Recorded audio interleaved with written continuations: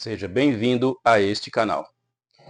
Neste vídeo nós estaremos comentando a lição número 13, que é esta lição aqui, que tem como tema Perseverando na Fé em Cristo. Esta lição pertence à revista do primeiro trimestre de 2025 da CPAD e esta aqui é a última lição deste material. Então é o último conteúdo que nós estaremos comentando deste material. Nós chegamos então à última lição desta revista. E o tema é Perseverando na Fé em Cristo. Mas antes disso eu quero solicitar para você, se você ainda não é inscrito no canal, que possa inscrever, deixar o seu like, ativar o sininho das notificações e compartilhar o vídeo. Não esqueça de curtir o vídeo, porque isso ajuda muito o fortalecimento do canal e a transferência, a expansão do conteúdo para outras pessoas. Então vamos entrar aqui então no tema deste estudo, Perseverando na Fé em Cristo. O comentarista para esta presente lição, ele utilizou então textos da segunda epístola do apóstolo Paulo a Timóteo, capítulo 3, versículo dos 10 até o 17. Vamos aqui entrar então na introdução, que diz assim: as religiões mundiais e os movimentos dissidentes delas possuem diversos escritos sagrados. No cristianismo, a fonte de autoridade é a Bíblia Sagrada. A autoridade bíblica deriva sua origem em Deus, o que nos permite chamar a Bíblia de a Palavra de Deus. Isso encerra a superioridade das Escrituras como plena e total garantia de infalibilidade. Mas não falta quem indevidamente reivindica essa mesma autoridade ou até mais que as Escrituras. Então, na introdução aqui, o comentarista vai dizer que a Bíblia realmente é a autoridade divina na Terra. Mas que não faltam pessoas, né, que se colocam como autoridades. E mesmo em situações de lideranças que dizem, que falam que defendem a Bíblia, que ela é a autoridade máxima, mas essas mesmas pessoas que falam isso agem de forma que contraria a Bíblia. Eles cometem ações e atitudes que ferem o que está no mandamento da Bíblia. Então isso é uma grande questão, uma grande polêmica, porque por um lado tem indivíduos que reivindicam a autoridade para si próprios, e por outro lado tem indivíduos que falam que a Bíblia é a autoridade máxima de fé e prática, mas que não seguem os exemplos da Bíblia. Primeira parte: diante das heresias é preciso perseverar. Ou melhor, é preciso perseverança. Primeiro, os falsos mestres. As duas epístolas a Timóteo, classificadas com justiça como epístolas pastorais, juntamente com a epístola a Tito, destacam-se também pelo seu caráter apologético. São refutações às heresias contra as fábulas ou as genealogias intermináveis. E a expressão falsamente chamada ciência, sem dúvida, é um combate ao pensamento gnóstico que começou a surgir e chegou ao ápice no século II. Irineu de Leão, que viveu entre 135 a 204 d.C., combateu tal sistema em sua obra Contra as Heresias. O apóstolo Paulo está combatendo dois principais grupos heréticos em sua geração: os gnósticos, de sua geração, como combateu as heresias judaicas, também de sua época, os falsos doutores da lei, da circuncisão e as fábulas judaicas. Então, nesse primeiro ponto aqui, da primeira parte, o comentarista vai falar sobre as questões que envolvem os ensinamentos das duas cartas de Paulo endereçada a Timóteo e também da carta de Paulo endereçada a Tito, que combate os falsos mestres. E eu escrevi este livro aqui, ó, Os Frutos dos Falsos Profetas, justamente para procurar combater as atitudes contrárias ao Evangelho de Cristo que tem acontecido nos nossos dias. Porque aqui eu vou criticar atitudes e ações de líderes, pessoas de influência, que realmente escandalizam e prejudicam a obra de Deus, com seus exemplos, com seus maus comportamentos, com atitudes e ações que não são dignas do Evangelho de Cristo. Então, o conteúdo das 3 epístolas de Paulo, chamada de cartas pastorais, também tem este objetivo. Segundo ponto, a experiência apostólica. O apóstolo elogia a perseverança de Timóteo na fé e na doutrina em tempos tão difíceis. As perseguições são uma referência à experiência da primeira viagem missionária juntamente com Barnabé. É verdade que Timóteo se integrou à comitiva de Paulo em Listra na sua segunda viagem missionária. Isso também depois dessas perseguições. E Timóteo, nessa época, ainda não fazia parte da comitiva paulina. Contudo, deve ter sido testemunha ocular de algumas dessas perseguições, pois vivia na região e sua mãe era crente. Sem dúvida, membro da igreja. Terceiro ponto, entendendo o querer. O verbo querer, do versículo 12, que quer dizer em todos os que piamente querem viver em Cristo Jesus padecerão perseguições, é mais que um simples desejo, mas uma resolução, ou seja, um propósito de coração. É uma vida com propósito. Sofrer pela causa do Evangelho é motivo para glorificar a Deus, porque sobre vós repousa o Espírito da glória de Deus. É isso que Deus espera de cada um de nós na atualidade. Então, a questão da experiência apostólica mostra que as doutrinas, a Escritura, ela é fundamentada nos apóstolos e nos profetas. E tem muitos hoje querendo ser profetas, pega o nome para si, para poder alcançar exaltação. Não é questão porque é dom, não. Ele recebeu o dom de... Não, dom de apóstolo, não. Ele não é que recebeu o dom de apóstolo, ele quer o nome para ele se sentir maior do que a outra classe.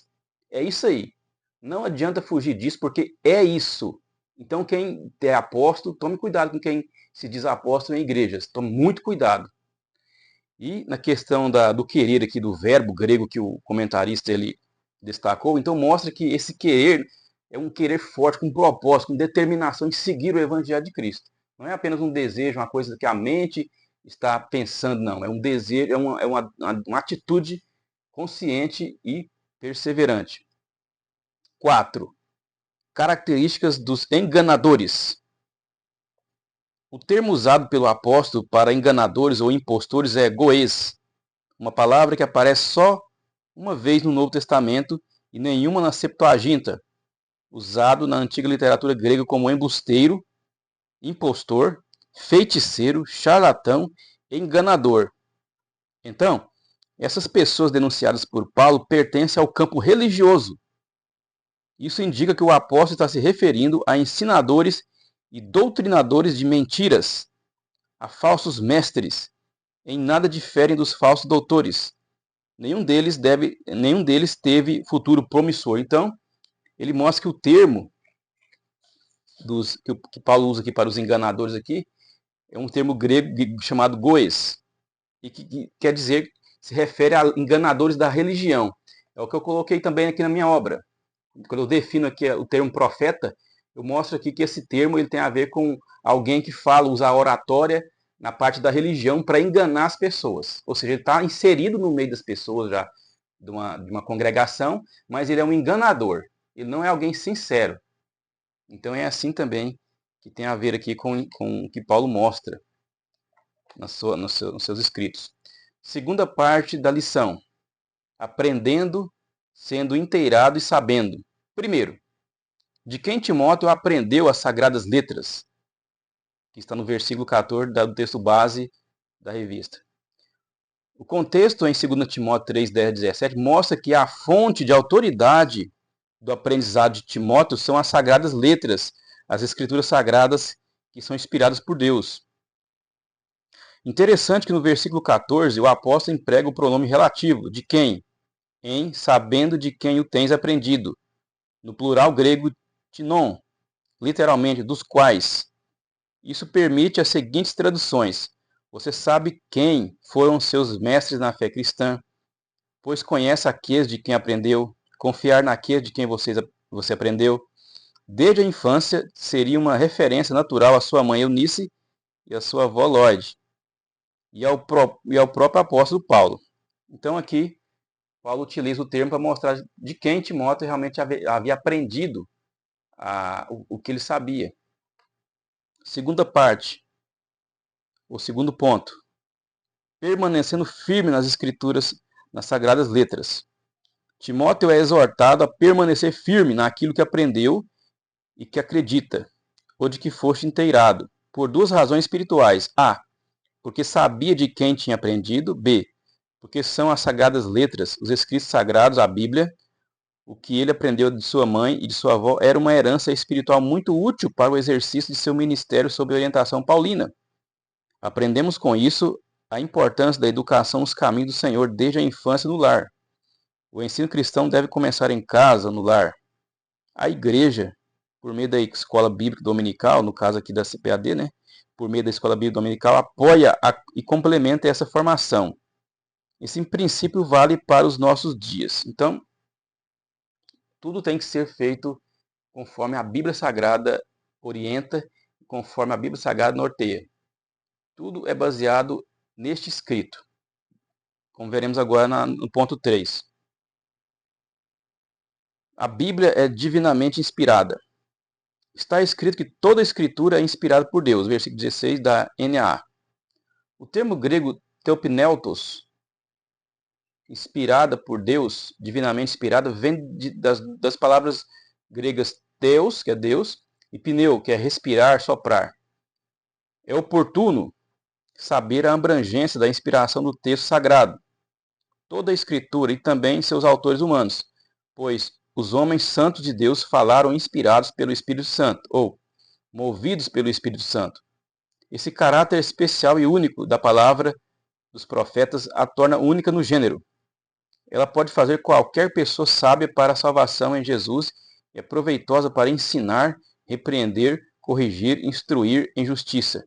Nenhuma literatura no mundo possui essa prerrogativa. Então, isso aqui é uma questão interessante. O comentarista diz que no mundo inteiro, de todos os livros sagrados, todos os livros de religiões que existem, só a Bíblia tem todo esse componente. Só a Bíblia tem instrução, orientação, profecias que se cumpriram literalmente. Só ela. Então, ela é a autoridade. A autoridade não é o pastor, no caso, a autoridade máxima não é o pastor, não é o pastor presidente, não é o bispo, não é o não sei o que, não é. A autoridade máxima é a Bíblia Sagrada. Se o líder não está andando de acordo com a Bíblia Sagrada, ele não é digno de ser ouvido. Não é digno. Não adianta falar assim, tem que respeitar o ungido do Senhor. Ele não é digno de ser seguido. Na questão do ensinamento dele, do comportamento dele. Eu acho que não estou querendo dizer que você tem que persegui-lo por isso, não. Mas ele não tem crédito para ser ouvido. Por quê? Porque ele está pisando na Bíblia.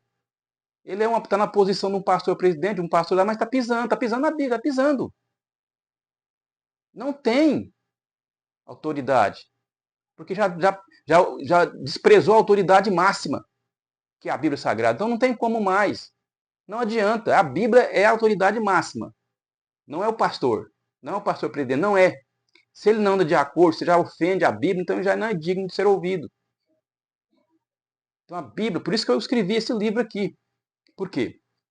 Porque aqui eu comento que as lideranças da maioria das igrejas evangélicas do Brasil, elas não andam de acordo com a vontade de Deus. Não andam. Então por quê? E graças a Deus porque nós temos a Bíblia, porque ela vai separar, ela vai cortar e vai falar quem é e quem não é do lado dela. É bem simples, independente de que cargo que a pessoa tenha. Não adianta. Terceira parte do estudo, que tem como tema tendo as Escrituras como fundamento. Primeiro, autoridade apostólica. A igreja se submete inquestionavelmente à autoridade dos apóstolos do Novo Testamento. Sabemos que essa é a vontade de Deus. Mas veja bem, os apóstolos do Novo Testamento. Não é os apóstolos mentirosos que pegaram o nome para si, não. Porque os escritos da Bíblia, eles são os escritos dos apóstolos. Me referindo ao Novo Testamento. Então, não existe mais apóstolo vivo. Mas ficou os escritos deles. E é baseado nos escritos deles que é a palavra de Deus, que é a autoridade máxima, é que nós seguimos. Não é um apóstolo aí que aparece aí e pega o nome para si, não. Não, não é esse.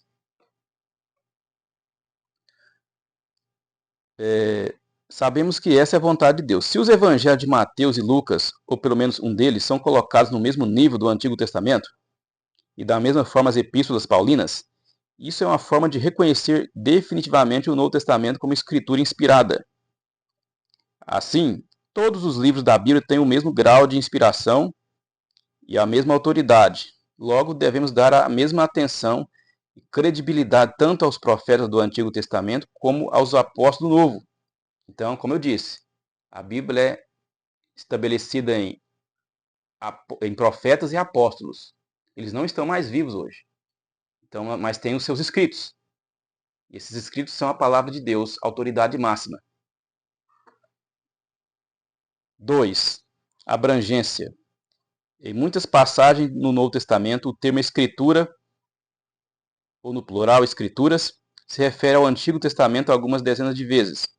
Mas o contexto da expressão paulina, toda a escritura é inspirada por Deus, não se restringe apenas ao Antigo Testamento. E sabemos disso porque a intenção do Espírito Santo é mostrar que se trata de todos os 66 livros da Bíblia, para que vos lembreis das palavras que primeiramente foram ditas pelos santos profetas, e do mandamento do Senhor e Salvador, mediante os vossos apóstolos. Então, lá em 2 Pedro, capítulo 3, versículo 2, Antigo e Novo Testamento são reconhecidos como inspirados. E graças a Deus, porque temos a Bíblia, porque se não tivesse, cada liderança ia falar o que queria falar. Cada liderança ia ser a autoridade máxima. E aí a gente sabe que em religiões que não tem isso, não tem um padrão, cada liderança fala o que acha que é correto. Até mesmo nas igrejas cristãs antigas da época dos apóstolos que não seguiram a Bíblia corretamente, lá quem determina é o patriarca. Ele que é o que ele fala que vale. Então isso é um erro, porque o ser humano é falível e ele pode trilhar caminhos que fogem do Senhor, que fogem de Deus, que se desviam de Deus. Então, por isso que a Bíblia é a autoridade máxima e ela tem que ser.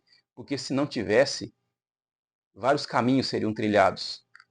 Vários caminhos apareceriam, caminhos enganosos de morte. 3. O Manual de Deus. Além de ser valiosa para os 4 propósitos pastorais, a Bíblia é proveitosa para ensinar, para redarguir, para corrigir, para instruir em justiça, não somente para os obreiros, mas para equipar qualquer pessoa que lê as Escrituras para toda boa obra. Estaríamos à deriva no mundo sem essas palavras, pois elas nos levam à luz de Cristo. É como o evangelista Billy Graham disse uma vez, se não existisse a Bíblia, se não existisse a Bíblia, este mundo seria um lugar muito tenebroso, sem luz, sem um farol indicativo. Então, é o que eu falo aqui na minha obra, no final, na conclusão, né? Que você pode ver aqui, ó. Eu posso te mostrar aqui o sumário, só para ter uma noção. Aqui tem um sumário do meu livro. Você pode pausar aí para dar uma olhada. No último capítulo, o tema do capítulo é o seguinte, ó, permanecendo firmes diante dos falsos profetas. Então, aqui eu vou mostrar que é na Bíblia. É você ficando na Bíblia que você vai ficar firme contra os falsos profetas. Então, é o que está comentando aqui o nosso comentário da lição 13. Conclusão. A Bíblia é um guia seguro para toda a humanidade, e não somente para a igreja. Ela é a única revelação de Deus escrita para o ser humano e a fonte de autoridade espiritual para aferir a nossa conduta diante de Deus, da sociedade e da família. Trata-se de uma orientação segura para a vida humana, a nação de Israel e a igreja, bem como as exortações para o mundo, incluindo o aspecto político, social e religioso das nações. Amém. Então aqui é a Bíblia que é a autoridade máxima para todo o mundo. Não é o pastor presidente, não é o pastor local, não é o chamado bispo, o chamado apóstolo aí que existe entre aspas, não, mas é a Bíblia. Se eles não estão andando conforme essa Bíblia, que eles afirmam que é a autoridade máxima. Então, o ensino deles deve ser reprovado, deve ser condenado. Então, este aqui foi o comentário da lição de número 13, a última lição desta revista aqui, que pela graça de Deus podemos gravar 13 vídeos para esses temas aqui dessa lição. E para o próximo vídeo, se assim Deus nos permitir, estaremos adentrando aqui nesse conteúdo aqui, ó, da nova lição do segundo trimestre de 2025. Então, eu quero agradecer você que assistiu a esses vídeos, a esses 13 vídeos aí, que também eu deixo na playlist para quem depois quiser ver que ainda não tenha visto, né?